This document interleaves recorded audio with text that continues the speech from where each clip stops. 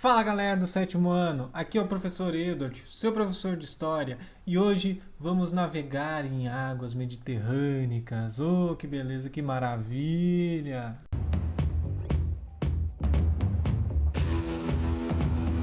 Os mares, rios, lagoas, enfim, todos os cursos d'água, eles são muito importantes para a história da humanidade. Tanto para a questão de beber água, de ter água para os animais, para as plantas, para a agricultura, enfim, quanto para o transporte, que é principalmente o que a gente vai falar hoje, e para o comércio. Porque o transporte das coisas, na maior parte da história da humanidade, ou foi pela água ou foi por terra. Esse negócio de ter carro, ônibus, caminhão, isso é muito recente na história da humanidade, é coisa no máximo 150 anos atrás. A maior parte do tempo, os seres humanos se deslocavam ou por charretes ou cavalo, transportando um monte de coisa, precisando de vários animais para carregar uma carga pesada, atravessando montanha, florestas, tendo que abrir caminho pelo meio da mata, né? Ou então com barcos por rios, por lagoas que conectam diferentes territórios. Esse é o caso do Mar Mediterrâneo. O Mar Mediterrâneo era muito utilizado na antiguidade por povos de três continentes diferentes: a Europa, a África e a Ásia. Esses três continentes se interconectam, se conectam, tanto os povos quanto as culturas, enfim, se conectam entre si pelo Mar Mediterrâneo.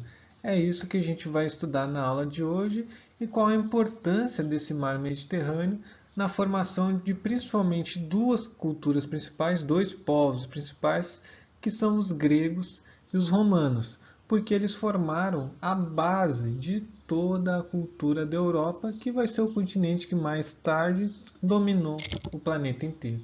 Primeiro aqui o mapa mundi, então, né? Sempre ele, só para a gente ver o que a gente já estudou e qual a parte do mundo que a gente vai estudar hoje e nas próximas duas aulas. Então a gente já estudou aqui os povos mesopotâmicos no Oriente Médio, na primeira aula sobre a Antiguidade. Depois nós estudamos os maias, os incas e os astecas, aqui na América Central e na América do Sul. E hoje nós vamos falar do continente europeu, principalmente, que é essa partezinha do mundo aqui, e do mar Mediterrâneo, que é esse mar aqui, que chega na África, chega aqui onde era a Mesopotâmia e chega também na Europa. Vamos ver mais de perto? Aqui então um mapa aproximado da Europa, da Ásia e da África. Um zoom naquela parte que eu disse que a gente vai estudar hoje. Nós temos a Europa aqui então, né, pessoal? O continente onde fica a Itália e onde foi o grande Império Romano, o maior império da antiguidade.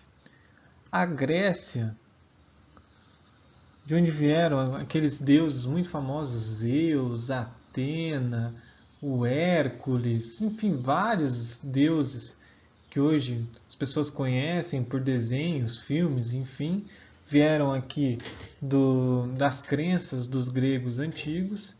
Aqui na Ásia, essa parte onde ficava Mesopotâmia, Sumérios, que a gente já viu, e que nessa época dos gregos e dos romanos serão os fenícios que dominarão essa área, os fenícios muito importantes.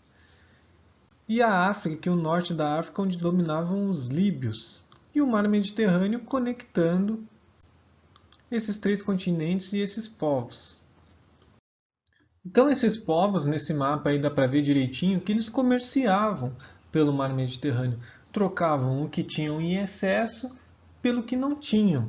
E assim entravam em contato com outras culturas, aprendiam coisas novas, tanto conhecimentos como idiomas, se juntavam às vezes com esses povos diferentes e formaram culturas das mais variadas. E também, como eles trocavam conhecimentos, conseguiram desenvolver diversas tecnologias, diversos estilos de construção, melhoraram muito a questão da arte Então esse comércio, essa conexão pelo mar Mediterrâneo era muito benéfico e ajudou muito a desenvolver esses povos aqui, principalmente os etruscos, que depois vão virar o Império Romano, morando aqui nesse pedacinho de terra que parece uma bota, vejam o contorno aqui, que hoje é a Itália, e também os gregos antigos.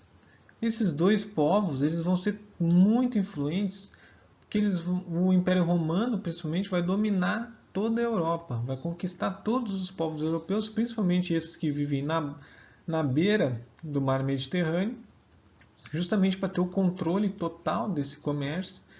E nessa dominação dele, ele vai acabar unindo esses vários povos por uma língua em comum, que é o latim, que dá origem à nossa língua de hoje, por exemplo, que nós falamos aqui no Brasil, que é o português, mas que deu origem a várias outras línguas, principalmente essas que se fala na Europa, aí, o espanhol, o italiano, enfim, várias outras línguas, certo? Os romanos vão ser muito importantes, então, além do idioma, os hábitos de alimentação, os hábitos de como se vestir, tudo isso vai ser influenciado pelo crescimento do Império Romano, que cresceu muito comerciando pelo mar Mediterrâneo, mas na medida que ele percebeu que ele era mais rico que os outros, ele começou a tentar dominar para enriquecer cada vez mais. Ele percebeu que ele tinha desenvolvido um exército muito forte e que ele, ao invés de depender da negociação para conseguir uma coisa ou outra que ele precisava, ele poderia simplesmente dominar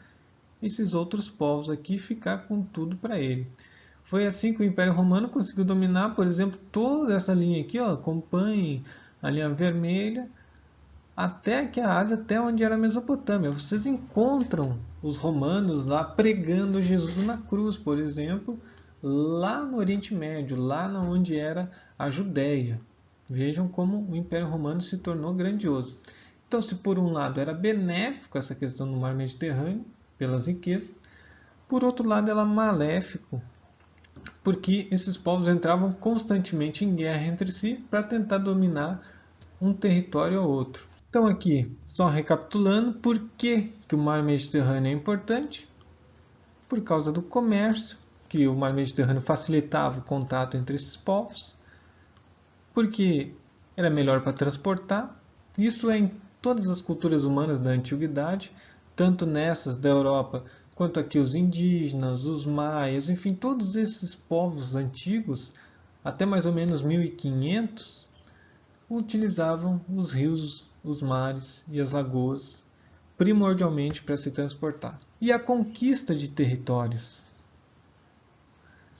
Era muito mais fácil tu conquistar pelo mar, tu chegar pelo mar com vários homens, um exército grande vindo pelo mar de barco, do que tu percorrer longas distâncias por terra até chegar naquele território que tu queria conquistar, teu exército já estaria cansado. Atividade dessa semana, então, vocês vão ler o texto, ver o vídeo dessa semana e vão marcar as respostas certas lá no Google Forms, na 1, na 2, na 3 e na questão 4. Então é isso, pessoal. Essa foi a atividade dessa semana. Se você ficou com alguma dúvida, me chama lá no WhatsApp que eu te respondo rapidinho.